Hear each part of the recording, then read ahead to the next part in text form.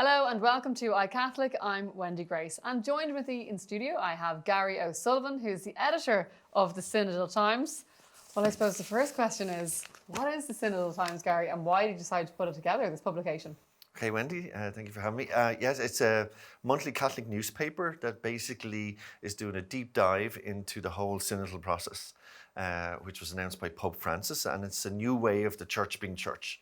Pope Francis said the church was like a pyramid with a small number of people making decisions for everybody else, and he wants to turn the pyramid upside down. And so the Synodal Times is basically looking at what's going on in Ireland, but also internationally, and showing the Catholic world, I suppose, to readers in Ireland and elsewhere. For instance, November issue, we're looking at New Zealand and Australia, where we have stuff from South Africa. We're looking at young people, we're looking at women's issues, and lots more. And in terms of the work that's gone into it, Garry, because so much of this process is obviously listening to people. That was the first step, in churches all over the world and countries all over the world. But there's a lot of information. So you're trying to distill some of it down, because for most people, they're not going to go and read, hundreds of reports from different countries, but they do want to know what's going on. So how do you go about trying to sift through some of the stories you feel people might be interested in? Yeah, I suppose one of the first things we did was we realised back in June on our first issue that there's 26 dioceses in Ireland, and there was 26 different diocesan reports. So we said, well, why doesn't somebody pull them all together and put them in one place where people can read them? So we did that. And then we looked around the world and we said, well, what's going on everywhere else? And look at all the interesting things, like England and Wales in their synthesis report was very similar to ours, different in some aspects. And then we looked at the East Coast in America versus the West Coast in America and said, oh, well, what's the difference? What are the Catholics thinking in San Francisco, and how does that compare with New York? And is it different? Yeah, absolutely, yeah. So it's fascinating layered process. But really you can lose people when you talk about synodality, but really synodality just means listening and participation.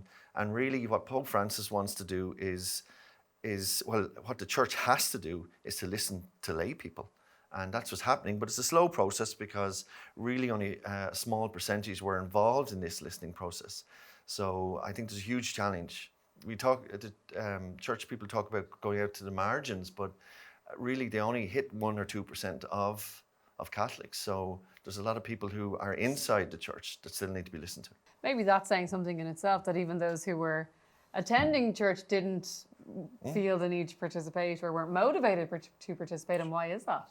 Well, I think for different reasons. Like some people just don't like doing surveys, or they don't like focus groups, or, a lot of maybe people like just to go to mass and go home, and, and I think there's low expectations as well of change. But the word that came out of Vatican II was not renewal, it was reform. And Pope Francis has used the word reform, and he's used the Latin, a church always in reform.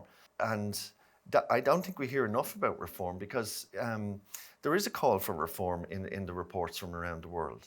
People want reform. They want change. They're tired of waking up in the morning and listening to the bad news about the church, about scandal here, scandal there. So the church has suffered badly, and people, I think Catholics, want hope. And if you wanted another word for synodality, it probably is hope.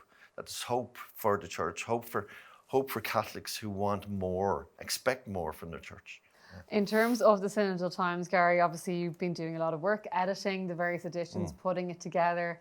At this point of what you've learned about the process, about what Catholics are saying in Ireland and around the world, how do you feel? Are you hopeful for the future of the Catholic Church? Absolutely. I've been involved in Catholic newspapers for most of my working life as a journalist, and I don't think I've felt more excited than I have around the synodal process. And I've spoken to colleagues and people generally involved in the Catholic scene, and sometimes I wake up thinking, am I a lunatic? Is there something wrong with me? Because not everyone is that excited about it.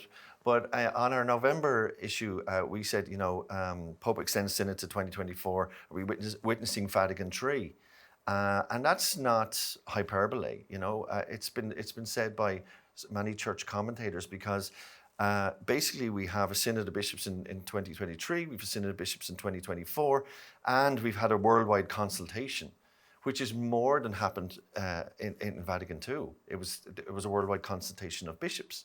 So in a sense, the consultation that's going on here is more than what happened for Vatican II. Finally, where can we get a copy of the paper? It's available in churches nationwide, and a lot of bishops actually have got behind it, and a lot of priests, and they're promoting it in their churches. So there is a lot of energy around the synodal process, and it's growing. So it's great. It's a great sign of hope. Well, it's good to finish on a hopeful note. Thank you for joining us, Garry O'Sullivan, editor of the Synodal Times on iCatholic today, and thank you for joining us.